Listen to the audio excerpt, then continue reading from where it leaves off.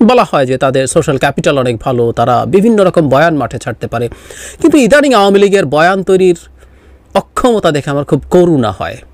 মানে তারা জানেন না কোন বয়ান এখন বাজার খায়, কোনটা খায় না, আসলেই বোঝেন না, সত্যিকার অর্থেই বোঝেন না। এবং তাদের চর্বিত চর্বণগুলো যে এখন মানুষের কাছে তীব্র ব্যঙ্গ বিদ্রুপের বিষয় হয়ে দাঁড়িয়েছে, তারা এটা হয়তো টেরই পান না, অথবা টের পেয়েও এটা করছেন, ভিন্ন কোনো উদ্দেশ্য হয়তো আছে। সেই জায়গা নিয়েই কথা বলতে চাই। আজ কথা বলতে চাইছি কোটা সংস্কার আন্দোলনে যে জিনিসটার অপেক্ষা আমরা করছিলাম সেটা হাজির হয়েছে। এটা সোশ্যাল মিডিয়াতে কেউ কেউ বলার চেষ্টা করছিলেন, সরকার পক্ষের কিছু তৃতীয় শ্রেণীর লাঠিয়াল আছেন, তারা এইসব কথাবার্তা আলাপ তুলছেনই। আজ দেখলাম আইনমন্ত্রী, আজ না গতকাল উনি বলেছেন, এই আলাপটা তুলেছেন, এবং সাথে সাথে আমার 18 সালে কোটা মুভমেন্টের একটা স্মৃতি মনে পড়ে গেল।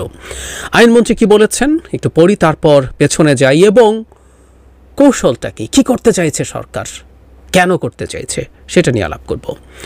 আনিসুল হক বলছেন, যারা বাংলাদেশের স্বাধীনতায় বিরোধিতা করেছিল এবং যারা ষড়যন্ত্র করে বঙ্গবন্ধু শেখ মুজিবুর রহমানকে পরিবারের 17 জন সদস্য সহ হত্যা করেছিল, সেই প্রেতাত্মারা আজকে কোটা সংস্কারের নামে কিছুটা হলে ষড়যন্ত্রের মধ্যে লিপ্ত আছে, এটি অস্বীকার করতে পারবো না। শোনা মানে খুব শুনেছেন মনে হয় না? যাই করুন না কেন সরকার বিরোধিতা মানে অনেক ক্ষেত্রে দেখানো হবে এটা রাষ্ট্রবিরোধিতা, এবং আপনার গায়ে এই ট্যাগ আসবে। কৌশল খুব পুরনো, খুব তৃতীয় শ্রেণীর কৌশল, অনেক পুরনো কৌশল, অনেক জায়গায় ইউজড হয়েছে, আসবো সেই জায়গায়। তার আগে 2018 সালে মতিয়া চৌধুরী সংসদে দাঁড়িয়ে বলেছিলেন, হেডলাইনটা এরকম, রাজাকারের বাচ্চাদের দেখে নেব। খুবই অ্যাগ্রেসিভ ঢঙে উনি বলেছেন। কি বলেছিলেন? পরিষ্কার বলতে চাই, মুক্তিযুদ্ধ চলছে, চলবে, রাজাকারের বাচ্চাদের আমরা দেখে নেব, তবে ছাত্রদের প্রতি আমাদের কোনো রাগ নেই। মতলববাদ জামায়াত শিবির তাদের এজেন্টদের বিরুদ্ধে সামান্য শৈথিল্য দেখানো হবে না।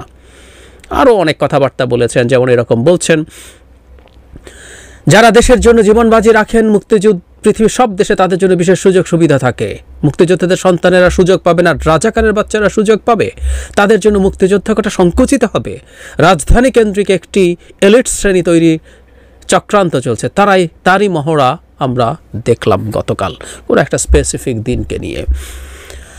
এই যে রাজাকার বলার একটা টেন্ডেন্সি আছে, আবারও বলছি উদ্দেশ্য নিয়ে পরে আলাপ করছি, কিন্তু আমরা এমনি যদি হিসাব করি, বাংলাদেশের মুক্তিযুদ্ধের সময় নীতিগতভাবে স্বাধীনতার বিরোধী ছিল, অথবা ওই সময় তারা কোলাবোরেট করেছে পাকিস্তান বাহিনীর সাথে, এই সংখ্যাটা কত হবে? খুব সামান্য। যারা মুক্তিযুদ্ধে অ্যাক্টিভলি পার্টিসিপেট করেছেন, যারা শরণার্থী হয়েছেন, তার বাইরেও এই দেশে যারা ছিলেন, তার মেজরিটি মানুষ মুক্তিযুদ্ধের পক্ষে ছিলেন। তারা হয়তো অনেকে যুদ্ধ করতে যাননি, অনেকের বয়স ছিল না, অনেকের হয়তো সাহসও ছিল না, কিন্তু যে কথাটা বলছি, আপনি যখন রাজাকার ট্যাগ দেন, সেই পার্সেন্টেজটা খুব ছোট। সত্যিকার যারা কোলাবোরেট করেছে বা যারা নীতিগতভাবে পাকিস্তানের ভাঙন চায়নি, কম্বাইন্ড পাকিস্তান চেয়েছে, সেই সংখ্যাটা খুবই নগণ্য। আমাদের জনসংখ্যার তুলনায় 1-2-3% হবে কিনা সন্দেহ আছে। আর বাকি সব মানুষ মুক্তিযুদ্ধের সপক্ষের। সুতরাং আপনি র্যান্ডমলি যদি নেন, আজও বাংলাদেশে এত বছর পর সেই মানুষগুলো গিয়ে, তাদের বহু প্রজন্ম এসছে, আমি তাদের কথা বলছি যারা এই পাকিস্তানের ভাঙন চায়নি, তাদেরও বহু পরবর্তী প্রজন্ম এই দেশ স্বাধীনতাকে মেনে নিয়েছেন এবং সেটাকে সমর্থন করেছেন, এটাও আছে। সো অতি নগণ্য মানুষ আসলে স্বাধীনতা বিরোধী কেউ যদি বলেন এখনও সেটা, কিন্তু আপনি এটা বলছেন বারবার। খুবই নন ক্রিয়েটিভ, খুবই স্টুপিড ধরনের একটা প্রোপাগান্ডা, এগুলো পুরনো কৌশল। আমি রিসেন্ট একটা উদাহরণ দিই, প্রচুর কথাবার্তা হচ্ছে এটা নিয়ে। সেটা হলো, ইসরায়েল যখন গাজায় অ্যাটাক করলো, তখন ইসরায়েলের সমালোচনা হয়েছে, তার মানবতা বিরোধী অপরাধ, তার জঘন্য যুদ্ধ অপরাধ, এগুলো নিয়ে আলাপ হয়েছে, যৌক্তিকভাবেই হয়েছে। এবং যৌক্তিকভাবে আলাপ এসছে জায়নিজম নিয়ে, একটা মিথের উপরে ভিত্তি করে একটা রাষ্ট্র প্রতিষ্ঠার জন্য তারা যে কোনো কিছু করছে। কিন্তু যখনই আপনি এই কাজগুলো করছেন, তখন ওদের একটা কমন কৌশল আছে ইসরায়েলের, এটাকে ডিফাই করার। তারা আপনার গায়ে একটা ট্যাগ লাগিয়ে দেবে, অ্যান্টাইসেমেটিক, আপনি ইহুদি বিদ্বেষী। এই ট্যাগ যখন লাগিয়ে দেয়, তখন কথা বলা কঠিন হয়। পশ্চিমে অ্যান্টাইসেমেটিক একটা ভয়ঙ্কর ব্যাপার। ফলে আপনি ইসরায়েলের মানবাধিকার লঙ্ঘন, তাদের জায়নিস্ট অ্যাটিটিউড, এগুলো নিয়ে যখন কথা বলতে যাবেন তখন এই ঝুঁকির মুখে আপনি পড়েন। বহু বছর থেকে, সেই ইসরায়েল রাষ্ট্র প্রতিষ্ঠার পর থেকে, তার মানে আজকে আমরা যদি হিসেব করি ৭৫ বছরের মতো সময় ধরে এই একই টোটকা। আওয়ামী লীগও আসলে ইসরায়েলের কৌশল অবলম্বন করছে। প্রায় বলে না বিএনপি নাকি গাজার মতো অ্যাটাক করেছে ইত্যাদি, না, আওয়ামী লীগ বরং ইসরায়েলের কৌশল ব্যবহার করছে দীর্ঘদিন থেকে। কিভাবে? এই যে আপনি কোটা নিয়ে যখন আলোচনা করলেন, আপনি যখন মুক্তিযোদ্ধা কোটা নিয়ে সমালোচনা করলেন, হ্যাঁ, ঢালাও মুক্তিযোদ্ধা কোটা নিয়ে সমালোচনা আসতেই হবে। ঢালাওভাবে মুক্তিযোদ্ধাদেরকে আপনি যখন কোটার অন্তর্ভুক্ত করেন তখন এটা সংবিধানের সাথে সাংঘর্ষিক হয়। সংবিধানের আর্টিকেল 29 অনগ্রসর অংশে সব মুক্তিযোদ্ধা পড়ে যান না। ইভেন যদি আপনি তাত্ত্বিকভাবে বলছি যুদ্ধাহত বা দরিদ্র মুক্তিযোদ্ধা হিসেবেও কিছু ক্যাটাগরাইজ করে ছোট একটা পার্সেন্টেজ রাখার আলাপ আনতেন, তাও সেটা সংবিধানের সাথে কনফার্ম করতো, ম্যাচ করতো। এখন আপনি ঢালাওভাবে প্রত্যেককে ঢুকিয়ে দিচ্ছেন, এটা অসাংবিধানিক। সো এলাপ আপনি করতেই হবে। এবং করলেই কি হবে? ইসরায়েলের কৌশল, আপনার গায়ে রাজাকারের বাচ্চা, মানে একজন নারী কথা বলছেন যারা মাঠে আন্দোলন করছিল, সন্তানও না, তার নাতির মতো বয়সের হবে, কি তীব্র ক্ষোভে রোষে ফুঁসতে উনি এই কথাগুলো বলেছেন। একই কথা আবার ফিরে আসলো। আমাদের মনে থাকার কথা, ওনার এই বক্তব্যের পর 2018 সালে কোটা সংস্কার আন্দোলনের ছেলেমেয়েরা আমি রাজাকার বলে প্ল্যাকার্ড, কতটা ক্ষোভে দুঃখে তারা এই প্ল্যাকার্ডটা ধরেছে আমরা বুঝতে পারি। যদিও এটাকেও মানে ভীষণভাবে নেগেটিভ ব্যাখ্যা দিয়ে আওয়ামী লীগের সোশ্যাল মিডিয়ার লাঠিয়ালরা নেমেছিল, খুব স্বাভাবিক। এখন কেউ যদি বলে আমি ন্যায্যতার জন্য কোটা ব্যবস্থাকে সংস্কারের পক্ষে কথা বলতে গিয়ে যদি রাজাকার হই, আমাকে যদি সেই ট্যাগ দেয়া হয়, আমাকে যদি স্বাধীনতা বিরোধীদের প্রেতাত্মা বলা হয়, তাহলে আমি তাই। কথাটা এইরকম। এই যে আমি এখন না, বেশ কিছুদিন থেকে অনেকগুলো টিভি টক শোতে কথা বলেছি, আমার চ্যানেলে কথা বলেছি, কলাম লিখেছি, এমনকি 18 সালেও লিখেছি যে ঢালাও মুক্তিযোদ্ধা কোটা অসাংবিধানিক, স্পষ্টভাবেই অসাংবিধানিক। সেই আলাপ যখন করছি, ট্যাগ দিয়ে দিলে আমার কি করার আছে? You can do that. তাহলে প্রথম চেষ্টা, এই যে খুব ক্লিশে, খুব ওভার ইউজড একটা কৌশল, খুবই পরিচিত পচা নষ্ট একটা কৌশল ব্যবহার করেন, তার পেছনে আসলে হয়তো দুটো উদ্দেশ্য আছে। একটা উদ্দেশ্য, এখন দীর্ঘদিন অস্ত্রটা ব্যবহার করতে যেমন ভোতা হয়ে যায়, ওটা এখন আর কাজ করে না, এটা আপনাদের বুঝতে হবে। এই যে আপনি রাজাকার ট্যাগ দিচ্ছেন, স্বাধীনতা বিরোধীদের দোসর ট্যাগ দিচ্ছেন, এতে থেমে যাচ্ছে না কেউ।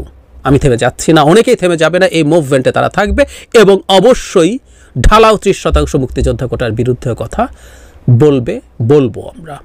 সো ওটা আর ওভাবে কাজ করছে না। তার একটা খুব বাজে কৌশল আসলে সরকারের আছে বলে আমি মনে করি। আমরা এই ব্যাপারটা একটু মাথায় রাখা দরকার আছে। ইংরেজিতে একটা কথা আছে, give a dog a bad name and hang him. আপনি কাউকে নামে যদি একটা বদনাম বা কাউকে একটা বাজে ট্যাগ করতে পারেন, তার ক্ষতি করতে আপনি অনেক সহজ হয়, আপনার জন্য সহজ, এবং আপনি অনেকটা এগিয়ে গেলেন। আমরা ধারণা করতে পারি এই মানে থামিয়ে দেয়া যাবে এটা মনে করে হয়তো, বা এই অস্ত্র এখন আর কাজ করছেন না এটা হয়তো তারা জানে, তারপরও তারা এই কথাটা বলছে, ব্যাড নেমটা দেওয়ার চেষ্টা করছে ছাত্রদের উপরে ক্র্যাকডাউনের একটা অজুহাত তৈরি করার জন্য, যে এখানে স্বাধীনতা বিরোধীদের দোসররা মিশে গেছে। মতিয়া চৌধুরীও বলছেন সাধারণ ছাত্রছাত্রীদের মধ্যে ক্ষোভ নাই, কিন্তু এখানেই এরা মিশে গেছে। সো আপনি এই ন্যারেটিভটা এখন তৈরি করতে যাচ্ছেন, কারণ এই ছাত্রদের আন্দোলনটা আপনার মধ্যে ভীতি তৈরি করছে। বহুবার বলেছি যে এরকম একটা মুভমেন্টকে এই ধরনের সরকার সবসময় ভয় পায়। তিউনিসিয়ার বুয়াজিজির ভূতের মতো। বুয়াজিজির মৃত্যুর পর কি ঘটে গেল? 25 বছর ধরে ক্ষমতায় থাকা একটা মানে সর্বশক্তিমান প্রেসিডেন্টের ঠিক একই রকম ব্যাপার। 15 বছর ভীষণ শক্তিশালীভাবে টিকে আছে না, সরকার অবশ্য ভীষণ শক্তিশালীভাবে টিকে নাই, সে কারণে তার ভীতি এখন আরও অনেক বেশি। তো ভীষণ শক্তিশালীভাবে টিকে থাকা বেনালির পতন হয়ে গেছে, আর শেখ হাসিনার সরকার এই মুহূর্তে বহু বছরের মধ্যে খুবই দুর্বল অবস্থায় আছে। যা তা একটা নির্বাচন যেটা কেউ অ্যাকসেপ্ট করে নাই, যে নির্বাচনে আওয়ামী লীগও ভোট দিতে যায় নাই, যে ডামি নির্বাচনে অর্থনীতির অবস্থা ভালো না, চায়না, ইন্ডিয়া, আমেরিকা, রাশিয়া সবাইকে নিয়ে জাগল করে করে অত্যন্ত এফিশিয়েন্টলি প্রধানমন্ত্রী খেলছিলেন বলে যে আলাপ ছিল, সেই ন্যারেটিভ শ্যাটার্ড হয়ে গেছে চায়নার ভিজিটের পর থেকে, which is very obvious, very clear. এই সময় এরকম একটা আন্দোলন মাঠে আছে, এটা সরকারের জন্য রিস্কি। সুতরাং কুকুরকে ব্যাড নেম দেয়া হচ্ছে, এটাই হচ্ছে আসলে উদ্দেশ্য। এই ট্যাগিং করা, এই ট্যাগিং করে আসলে ক্র্যাকডাউনে যাওয়ার বাহানা তৈরির চেষ্টা হচ্ছে, এটা আমরা বুঝতে পারি। সুতরাং যারা এই আন্দোলনে আছেন তাদের এই ব্যাপারটা মাথায় রাখতে হবে। আর আমরা আগেও যেমন বলেছি, আবারও একটু ক্লিয়ারলি বলতে চাই, কোর্টের ঘাড়ে বন্দুক রাখার কিছু নাই। এটা নিয়ে যথেষ্টের বেশি আলাপ হয়ে গেছে। এটা এক্সক্লুসিভলি সরকারের বা এক্সিকিউটিভ ডিপার্টমেন্ট যে উইং আছে স্টেটের, তার সিদ্ধান্ত। সংবিধান এক্সক্লুসিভলি সরকারকে সেই পাওয়ার দিয়েছে। সুতরাং সরকার এটা নিজে আবার করবে, নতুন করে আবার পরিপত্র যদি দিতে চায় দেবে, সম্পূর্ণ কোটা বাতিল করেও দিতে পারে, অথবা আমি ব্যক্তিগতভাবে যেটা মনে করি, পজিটিভ ডিসক্রিমিনেশনের যে উদ্দেশ্যে কোটা প্রবর্তন বা অপশান রাখা আছে সংবিধানে, কিন্তু কোটা অনগ্রসর অংশের রাইটও না, এটা একটা প্রিভিলেজ। এই প্রিভিলেজটা স্টেট রাখুক, আমি চাই। খুবই অল্প পার্সেন্টেজ, সেটা নিয়ে আলাপ হতে পারে, বরং সেই আলাপটা হোক, এবং কারা অনগ্রসর শ্রেণী, কাদেরকে আমরা সেইটার মধ্যে অন্তর্ভুক্ত করব, সেই আলাপ